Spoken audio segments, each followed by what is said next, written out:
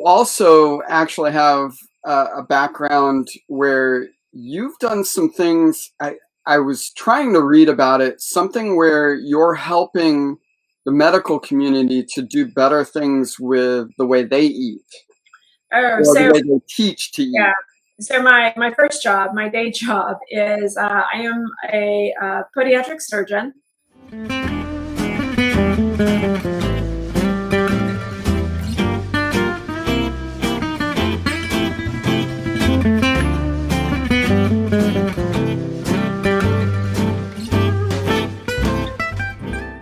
Hello, foodie fans. It's another Travel Tuesday. Tonight, we have a very special guest on board with us. She is co-owner of Cress restaurant in DeLand, Florida, and she actually has a very pedigree background when it comes to wine, which is super exciting to food and wine cruise planners, as you might imagine. So I'm going to bring her on right away, and we'll find out. She actually has a very interesting background in the medical community as well. So we're going to find out more. Welcome aboard, Jenneffer. How are you this evening? Hi, Bryce. Thanks for having me. I'm doing great. Good. I'm glad to hear that. So tell us a little bit more about your background. I know you're co-owner of Cress, obviously, but you've got some really cool background. So we opened Cress in 2008. So it's been about 12 years that I've been involved in the food and wine industry. And I have been doing wine pairing and, I'm noticing my cat's jumped in the background, and doing wine dinners for the last 12 years now. So it's been a fun experience. We've traveled all over the world. And we've met really interesting people and tried a diverse amount of wine and food pairings to try to get those perfect matches that occur at the dinner table. So you also actually have a background where you've done some things. I was trying to read about it, something where you're helping the medical community to do better things with the way they eat or the way they teach to eat. Yeah. So my first job, my day job is I am a podiatric surgeon. I also do a lot of lifestyle medicine. So for the past 3 years now, I've been focusing on lifestyle medicine and taking my medical practice from a sick focus to a wellness focus. It's nothing that we really learned in medical school, so this required passion in order to go and get the information. And it's really been a fun experience about learning about how to teach my patients from a wound care aspect, from a surgical aspect, from a podiatry aspect, how to do better with eating in order to sometimes reverse their disease or prevent their disease or maintain a healthy lifestyle with their disease. So it's been fun. So I'm sure, as you well know, we had Hari on last week, and he talks a lot about vegetarian lifestyle. So yeah. I'm sure that fits in well with that, correct? Yeah, so I've been a vegetarian for over 30 years now. So it's been quite a while. My husband and I switched about when he was a vegetarian all his life. Around 21, he switched and he became a non-veg. And then I was a meat eater all of my young life. And then around 21, I switched and I took the flip and I became a vegetarian. And in the last 2 years, I've been more vegan-based, staying away, and for health reasons, been more on the vegan side, not on the vegetarian side.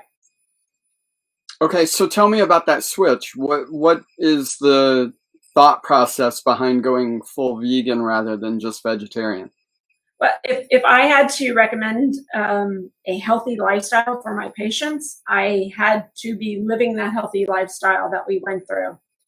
And that requires me to work with Hari when we're doing menu planning for patients, or when I have to think about preparing and having a discussion with patients about their food options.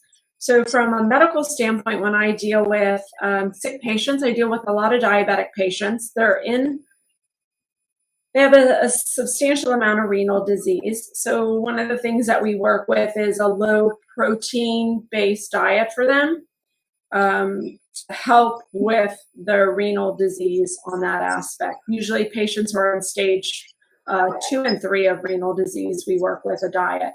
And I send them off to a registered dietitian or a nutritionist in order for them to get that. But we work as a team-based effort along with a nephrologist to keep them tracking in the right way. So that was it. Low protein. I've heard so many people talk the opposite, high protein, high fiber diet. And you're advocating for a low protein diet. So that's the standard. So for a renal patient, it's not high protein. It's actually a low protein diet on that side. And those patients in stage 2 and 3 have the best response compared to anything else, with just simple lifestyle changes to decreasing the proteins. They're doing studies now to compare plant proteins versus animal proteins and look at the differences between those, and are they functioning the same way. In other studies, they've looked at gout per se. Proteins are high purine foods with plant-based in gout patients versus high animal-based purines. And they found that the plant-based wasn't as reactive for a gout patient as the animal-based purines were. So part of the issue is they're believing it's the amount of fiber and the way it's moves through the body that aids in that process. But as we are just broaching this field of medicine, we'll probably find a lot more research papers that are done on it, because more patients are asking about how do they maintain a healthier life, especially now during COVID. My patients want to know about, sleep, exercise, diet, their emotional well-being, their stress levels, things like that, along with their nutritional standpoint. Of course. So that actually, there were a couple of other things that I wanted to talk about right away, but that leads me into asking you, as we start to get outside, especially here in Florida, everything is opening back up. How do you make those decisions about where to go? I mean, obviously Cress is going to be number 1 on our list here in Central Florida, but how do you find great places with good options for a healthier lifestyle? So a healthy lifestyle is going to be a harder choice to find on the menu. Some of the ways that I tell my patients to look to things is, if you have a base, if you're going maybe to a Mexican restaurant, try to break up with items that you can see. Maybe do not the whole prepared dish. You can maybe use your corn tortillas, and you can ask for veg on the side that's maybe raw or slightly sauteed on that side. Have them start to build their dish along with beans. Beans, they always need to ask, does it have, if they care, do they use lard, do they not use lard?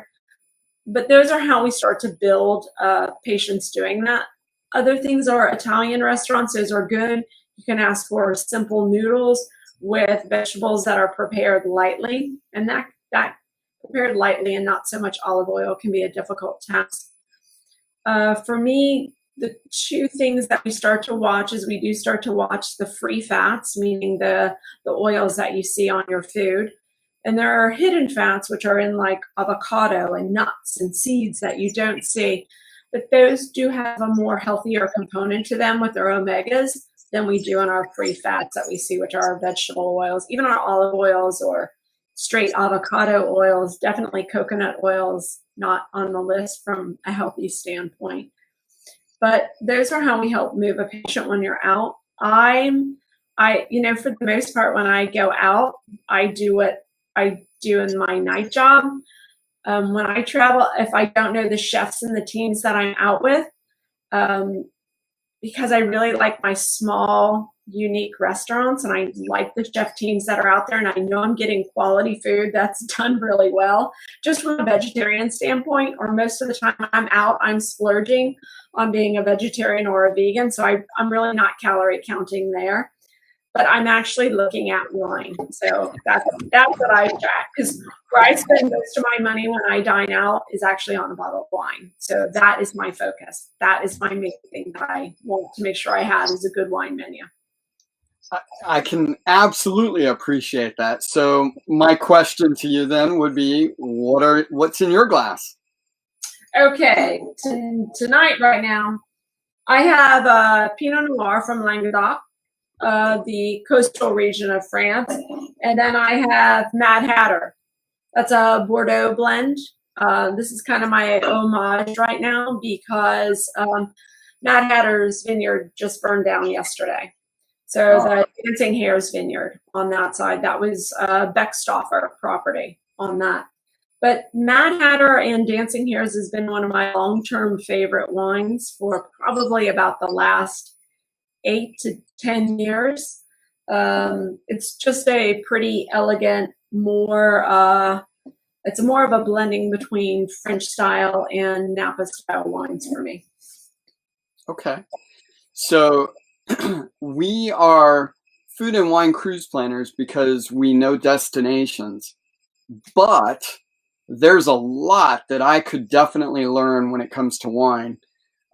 We rely on people like you to help us understand why a certain destination is the right place to choose, because we don't have enough experience. I would very much like to take some more classes on different types of wines and things like that. One thing I can tell you, though, is there's a local place called Tim's. I don't know if you're familiar with Tim's. We actually joined their international club. Oh, good. And so tonight, Carla and I are drinking Duluc de Bonheur du Cru. Okay. I hope I didn't butcher that too bad. I took Spanish. I didn't take French. 2008. Oh, so 2008. So it's an aged wine. Is that normally what you like on your wines? Do you like, so usually when I approach a table, I try to find out where a guest sits with their wines and where they're possibly planning on going with their meals. And then I let them know sometimes the wines that they like the Mad Hatter that I'm drinking, is not necessarily going to be the wine that I would pair with my food. One of my best examples is my mother hates red wine. I will get her a nice bottle of red wine.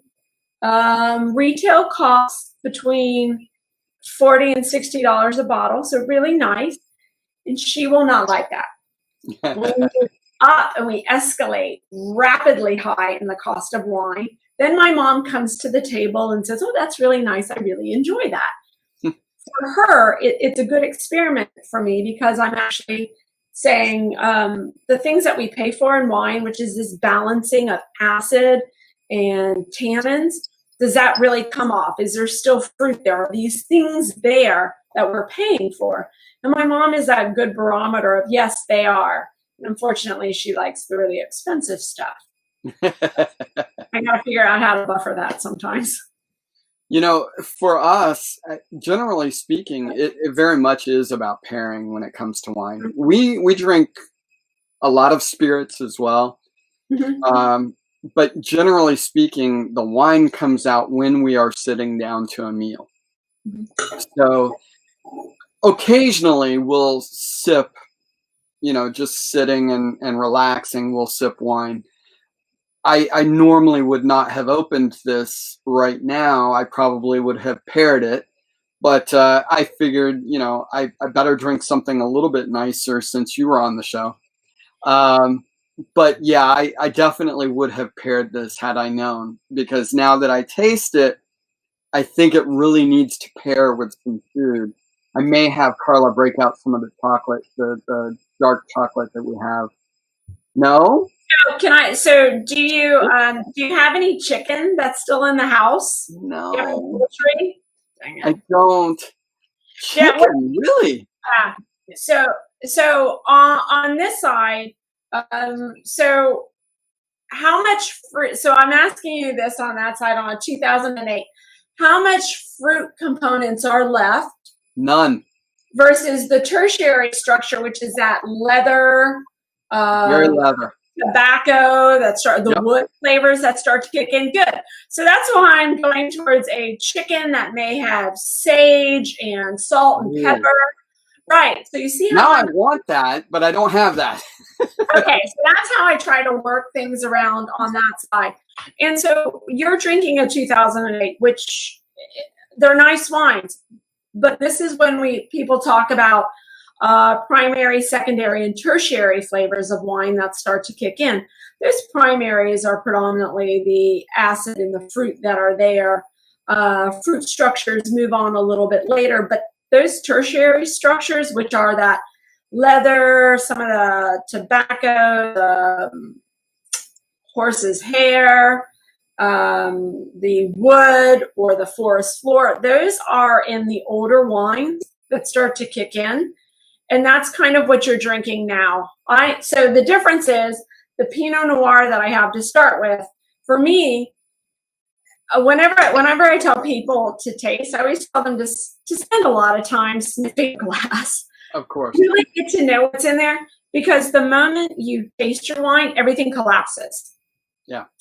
So you don't have the ability to taste the way you do smell. So try to get everything out of that you can.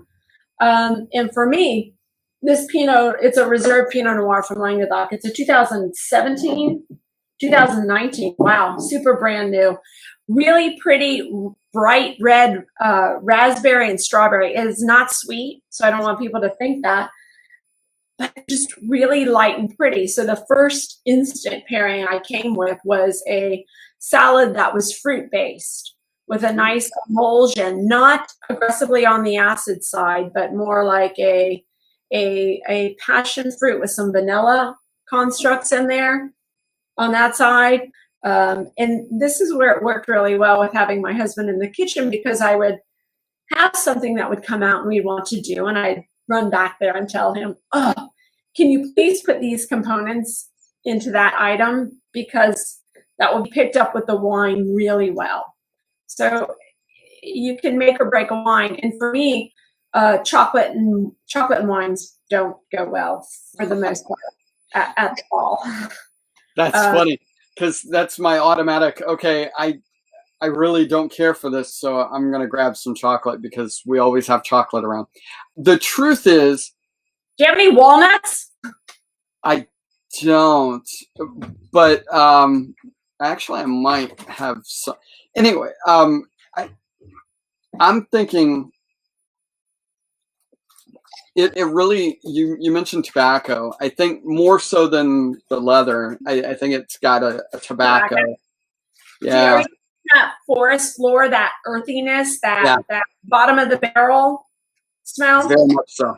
Yeah, and those are pretty consistent with that region. That's earth compared to new wines, which do not have earth. This Pinot Noir is old world, and has very little old world nose to it. It's done in a more modern style. I have two that I have compared to the big Napa Bordeaux, which it's just a bombshell. And when I was smelling that wine just then coming off the Pinot Noir, my mouth kind of salivated up, knowing what that wine's going to taste like. Do you think some almonds, just plain almonds, would work? So some nuttiness will come out on that side. Yeah. So when I do pairings, things that I look for, one of the big things that I really want to balance is acid. Yeah. So when I talked about like the salad earlier, I really pay attention to the amount of vinegar or citrus that's in a salad dressing up against your wine that you're drinking. If I have someone who hates wine and thinks it's horrible, I will start them off with a simple wine like a Pinot Grigio or a Chenin Blanc. They're lighter in their structure, and their acid level usually isn't up as high. So if I have a really highly acidic dressing, when they drink their wine, they're almost not going to notice it. And for a beginner, sometimes I need them to get comfortable with what they're doing. Right. So they will drink the wine, and it's not off-putting. I don't have them fighting some of these flavors. They're not hunting for everything. They're just thinking, oh, that was nice. I didn't really recognize it, though, is what I was doing. And then I can start to move them through a sequence on where I want to take them. But no, chocolates for me are horrible because most people are on the milk chocolate or a sweet chocolate. We only do dark. Dark. So dark chocolates are good because they're bitter. But yeah. So the way I tell people when they think about desserts and wine is eat something sweet, it will coat your tongue. So the receptors for sweetness are blocked. And therefore, when you drink your wine afterwards, you get everything else except for the sweetness that remains there. So if you were commenting, oh, what beautiful black cherry fruit there was, you may not get that once you've blocked some of the receptors that can perceive some of that sweetness that kicks off in wine. So that I usually stay sweet. I usually make my wine sweeter than my chocolate. Okay. So I'll go tawnies. I'll go sherries. I will go pasitos. I love pasitos. Whites on that side. Sauternes. I will move into that realm on that with guests. And then it becomes a more relaxing experience for them because they're not fighting that so much. See, you're speaking my language now. I love tawnies. I love sherries. Even my bourbons, I like them finished in sherry casks and things of that nature. That's more in line with where I like to go. Although, for me, when I think of red wine, it's all about the steak. And I know I'm speaking to a vegetarian, or vegan in this case, but a nice Malbec with my steak, that's my go-to. So when I'm going to ask you, it's a common question. So what component of the steak do you think pairs really well with the red wine? It's the tannins. As long as I'm not sipping something else in between, then I love the feel and the taste. Okay. So what about the steak? What components of the steak work well with that wine? I'm not sure what you mean. Okay. So on foods, if we have, we already did sweet. If we have acid, we already talked about acid. Umami, let's just not talk about for this show. Then we have bitter. We're not really going there on bitter. So then we have fat, and then we have salt. So what components of the things that you eat do you think pairs with your red wine that you like? I would say it's probably the fat and the salt. Okay. So you're right on one of those answers. It is the salt. Yeah. So I tell people to experience this at home is when you get your cab, your big red wine, your big inky Malbec that you like, get some cheese out. Cheese is pretty much all fat at that point in time. So if you take cheese and you dip it, you eat it by itself and taste your wine, then you take your cheese and you dip it in sea salt, and then you taste it, you're going to see how that salt is an aggressive softener for a lot of components in wine. So then that pretty balanced, contoured edge of the tannins start to come out, which is what you're talking about that you go for in your wine. So when we do, we've done wine classes at Cress for a while. We do them out of small little plastic cups, and everyone has wines, and it's meant to compare several. We're usually comparing between 12 and 14 wines ahead to look and see what they mean. And when we do pairings, I have lemon, I have sugar, I have cheese, I have salt. Those are the main ones that I stick to. And guests are meant to sit there and put your finger in the salt, put it in your mouth, and then taste these two wines head to head and see how you lose components or you keep components, because it's a very personal thing when it comes to wine and pairings. We have overall categories, but that helps someone collapse things down. And for them, when we'll do white days and we'll do red days. When we do that, that helps them make their notes. Yeah, when I had that Nebbiolo, I really did like it. I had no idea what the heck that wine was. That's an Italian wine. I knew nothing about it. But then when they're tasting it, okay, that's one of the 5. That's one of the big grapes on red wine. And I do like a Nebbiolo, and it is pretty.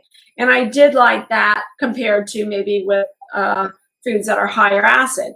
So I use lemon, but high acid foods are, tomato sauce. So this is where they start to notice, and they make their own notes for them so that when they go out to another restaurant, they're able to navigate a little bit better. For 12 years, it was so easy for Hari to get people to eat, lamb brain moussaka. And if I came out and said, oh, I have a really nice Friulano, they'd be like, no, I'm not going to try that. They wouldn't try a glass of white wine they'd be scared of, but yet they're going to do a lamb brain moussaka. I am never afraid to try white, red, even rosé when it is expertly recommended. I just I lack the experience to know. I know enough to get me in trouble. That's about it. So if you have guests who are traveling, especially if they're traveling in through Europe, one of the glittery things that I tell people to do is if they travel and it's during the day and they're able to go in through a large portion of Europe, they're able to do business lunches during the most all times a year. They'll have business lunches, is what they call it.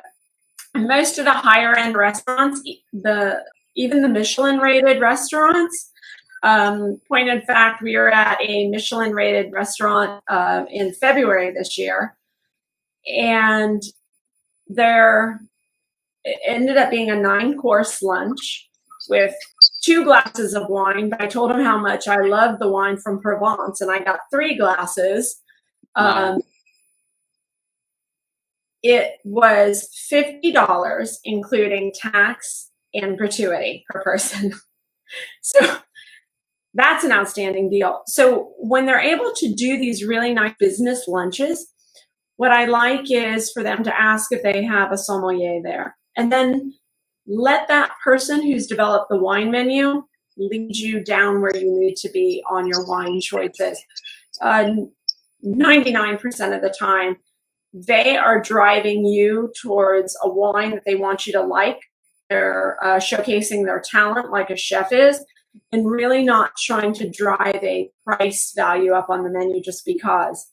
You may have been leading towards one, and they may tell you based on how you're discussing your foods and what you like that you really need to hear in this other category. Those are fun things, especially on known and well-established restaurants. They're a great tip for anyone to use. I mean, I use it when I go out and I ask. We did it on that trip, and then I asked the somm that was there, what vineyard do you recommend? And then we spent the rest of the afternoon at the vineyard, meeting the vigneron, the winemaker, and had a great time. So those are things that they need to do. It's interesting you say that, because I just finished, I had a conversation with a local businessman, and he was asking me about what I do. And I was sharing with him that I pretty much do exactly what you're talking about when it comes to travel.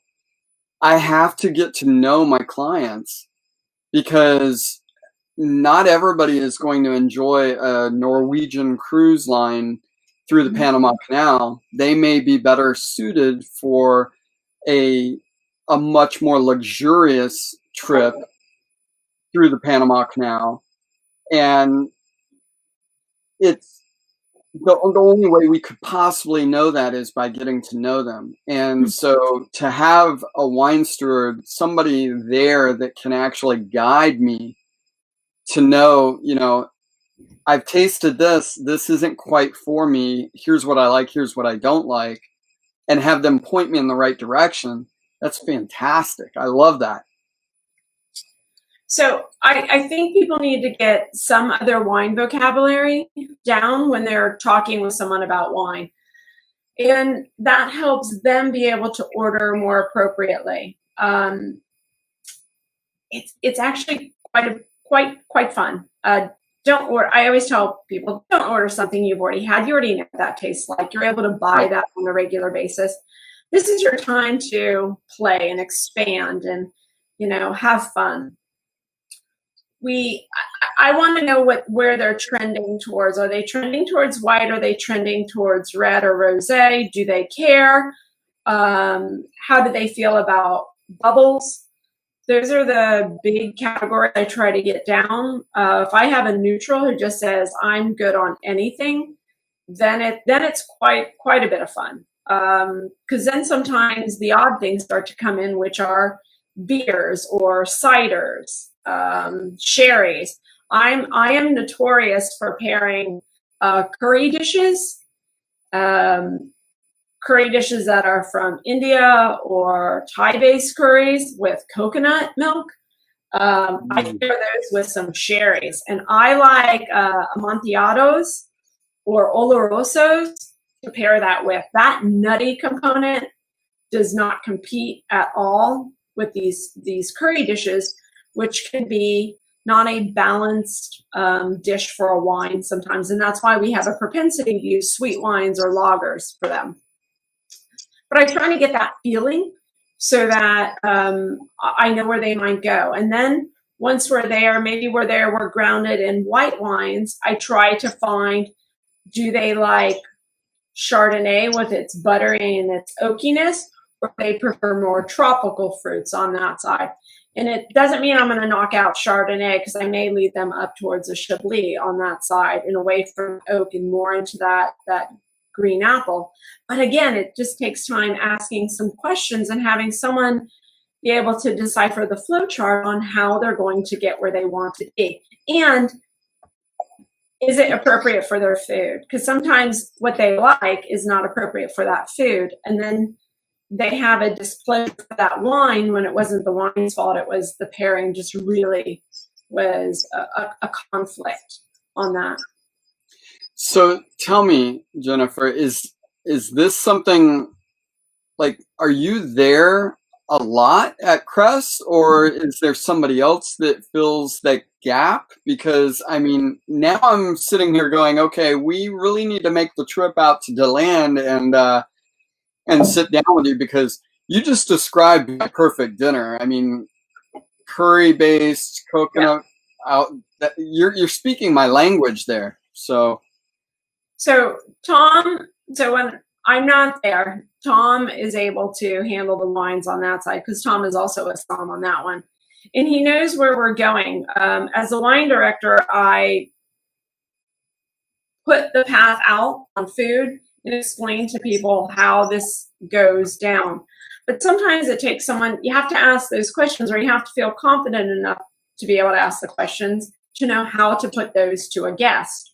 So the wine you were drinking, you notice how I started, I knew kind of where we were, and I started to gravitate towards a chicken dish with herb-based, and I would even like a grilled or a smoked component on that chicken dish on that side to come off. I certainly don't want any sweet components in there, because your wine has no sweetness, and that will completely block all the darker elements in that wine. So I'm moving you in a little bit different area on that. Yes, it does take some finesse. So when guests come out and they actually see a wine pairing that's from someone who has an appropriate recommendation on the menu, I do recommend them try the wine pairing. Don't do the bottle, because you're going for the value. Right. You know, sometimes you may be saving, I don't know, $15, and you're not going to enjoy the wine as much as you would as you went through the course and the pairing. Every time I can get a som who wants to do a pairing, I'm like, have at it, go for it. I'm in your hands, because I know that they're actually trying to make that the best experience. It's not a oh well. It's actually a thought out process. And many times when I've been out and traveling and I've gone to restaurants and I've said it's your choice, there's that ponder. And I know that ponder means they're opening up a bottle. They don't know what they're going to do with the bottle after they open it. So those are glittery things that people will never get to experience. And when you're cruising or you're out on vacation, then you should really indulge in your gems, because, you know, that's your memory at that point in time. And you want it to be with, you know, great food and great wine and fabulous company with a great view. It's funny you say that, because I was just about to say to you, I tend to drink more wine when I'm on cruises. All right, foodie fans, thanks for tuning in. Check us out next Tuesday for part 2 of this fantastic foodies interview. Bryce, you jerk. We want to know the answer. Well, great. Hit subscribe. Fine, but you're sleeping on the couch.